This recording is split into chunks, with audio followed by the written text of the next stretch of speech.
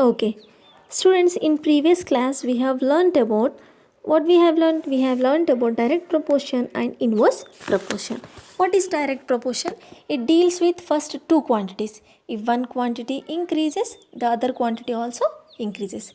Whereas inverse proportion, if one quantity increases, the other quantity decreases. This is about what? Direct proportion and indirect proportion.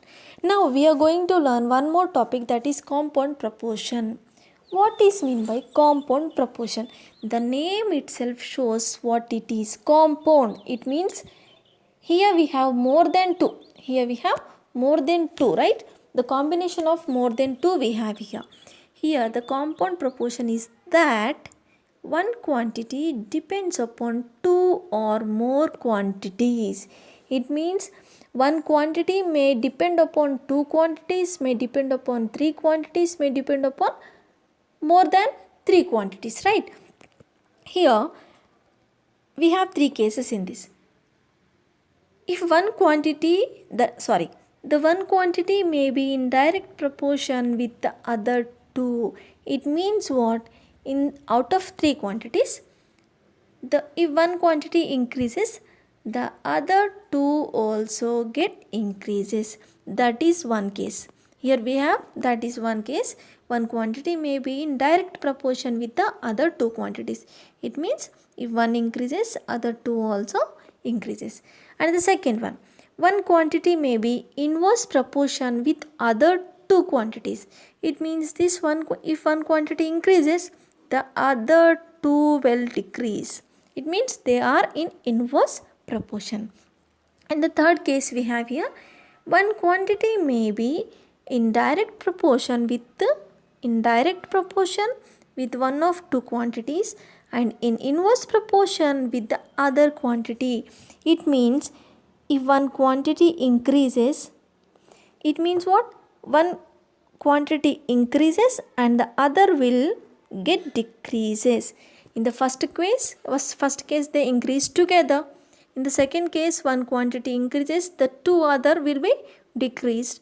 In the third case, if one quantity increases, one of the other is increases, one of the other one is decreases. So this is about compound proportion. Compound proportion deals with one quantity depends upon two or more quantities. To understand this, we'll learn the problem. Now we do one problem. Right. Here we have the problem, that is, consider the mess charges for 35 students. Consider the mess charges for 35 students for 24 days is 6300. How much will be the mess charges for 25 students for 18 days? If you observe carefully, consider the mess charges for 35 students for 24 days is 6300. How much will be the mess charges for 25 students for 18 days? It means if you link it with your life, in your class you have 40 members, right? For 40 members you need some rice, right? All the teacher, the warden madam calculates what? For 30 days, for 40 students, this much rice should be given to the cook, right? So in this way, we need to find out the mess charges for 25 students for 18 days. Now we do the solution. First, First here, how many quantities we have? We have to check how many quantities first of all, right? So consider the mess charges. Here what we have? We have the mess charges and the students, right? And the number of students we have and the number of days we have. So here we have how many quantities? 3 quantities we have here. One is mess charges and one is number of students and the number of days. First we'll write what is given. First, for 35 students for 24 days, how much is the cost? Rupees 6300 is the cost, right? 1 minute. Right. For 35 students, for 25 days we have 6300 the cost. Now we need to find out it. For 25 students, for 18 days we need to find out the mess charges. First what we have done, we have written the given data in the tabular form, right? In the tabular form we have given the, we have tabulated the data, just what is given actually, right? Okay. Now write this each into ratio form. Write this each into ratio form. Right? Here I have written here mess charges. This is first case and this is second case, right? This is first case and this is second case. In first case we have 6300. So 6300, and the second case we don't know. So we consider it as a x.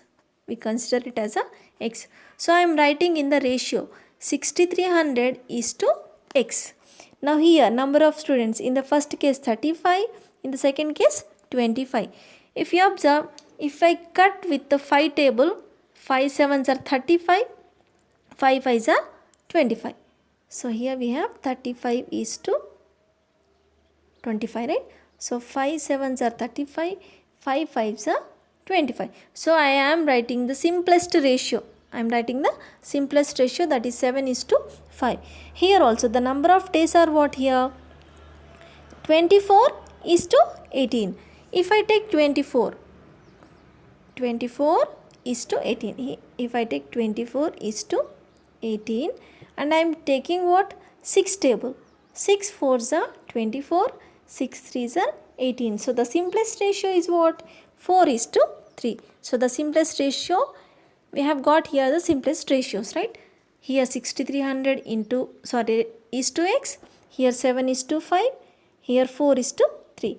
Now we need to identify that if the number of student increases, what other quantity increases, the other quantity decreases. First I am taking the number of students. Think, if the number of students increases, what will happen to the charges? Of course the charges will be also increased, right? So charges also increases. It means what? The number of students and the mess charges are in direct proportion. That is what we have written here. Mess charges directly proportional to the number of students. It means the mess charges is directly proportional. This is the symbol of direct proportion, right? So direct proportional to number of students, right? So here what are mess charges? 6300 is to x. 6300 is to x, and it is equals to what? 7 is to 5. We have number of students in the ratio 7 is to 5. This is one case, okay?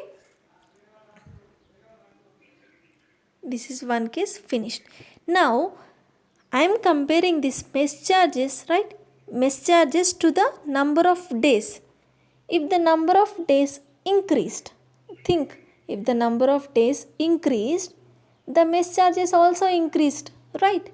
The mess charges also increased because the food items will be increased, so the mess charges also will be increased. It means what? The mess charges are directly proportional to the number of days. So we can write that here the mess charges is what? 6300 is to x.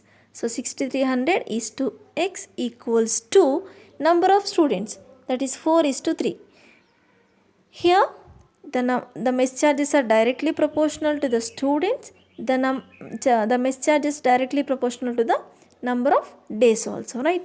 So here now we need to know that these mess charges are directly proportional to the number of students and directly proportional to the number of days.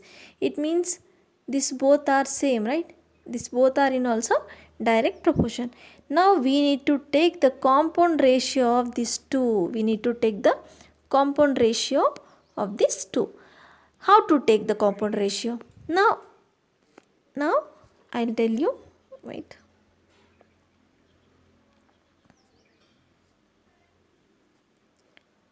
I'll tell you how to take the compound ratio. Now mess charges depends upon number of students and number of days. So we will take the compound ratio of number of students and number of days. How to take the compound ratio? Now I'll tell you. Compound ratio between what? Number of students and number of days, right? Number of students and number of days. So here what we have, number of students 7:5 and number of days is 4:3. 4:3. Now we need to multiply. This is the left term, right?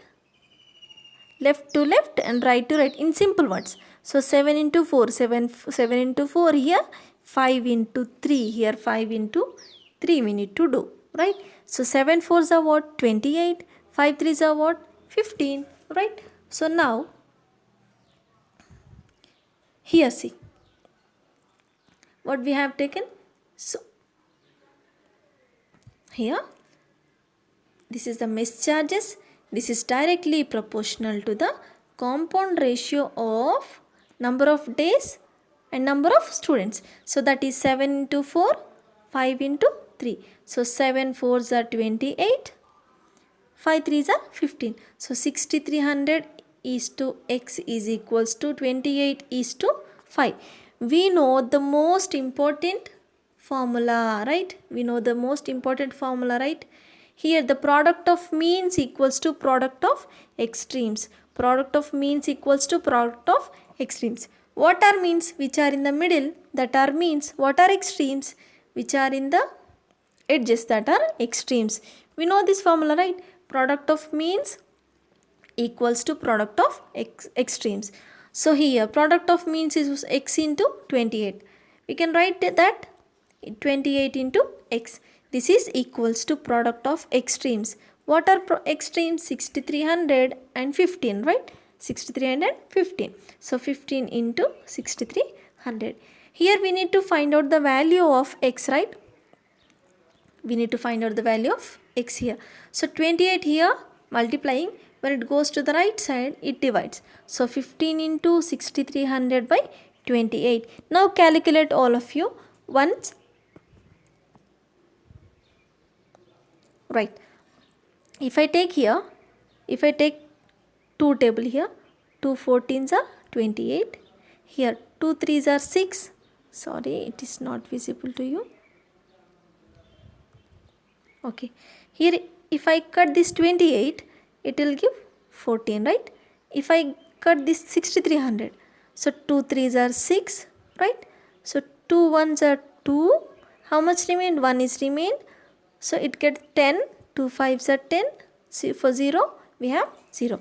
Again I am taking 2 table, 2 7s are 14, 2 1s are 2, right? 2 5s are 10 and 2 7s are 14 and 2 5s are 10 here, right? So here what we have? 1575 by 7. I am taking 7 table here, 7 1s are 7, 7 2s are 14. Here what is remained with 1? It will get 17. So 7 2s are 14, right? How much remained? 3 remained. So 35. So 7 5s are 35, right? So it becomes what? 15 into 225. 15 into 225. 225 into 15, right? So if you do this multiplication, you will get this answer. So that is rupees 3375 here. 3375 rupees we have. Wait a second. Right. So hence the required mess charges are rupees 3375. So this is about compound ratio. If you observe what we have done, we have taken what is given, right, and converted them into the simplest form and found that which is in direct proportion and which is in not. So we found that these both are in direct proportion. So we took the compound ratio of both of them. Compound ratio is simple, very simple, right? How to take compound ratio? You take the corresponding numbers here, right? Right. 7 into 4 and 5 into 3, right? And for last step we need to do this one, product of means to product of extremes. Product of means is equals to product of extremes. Then we need to calculate, right? After the calculation we'll get the answer. This is about compound ratio.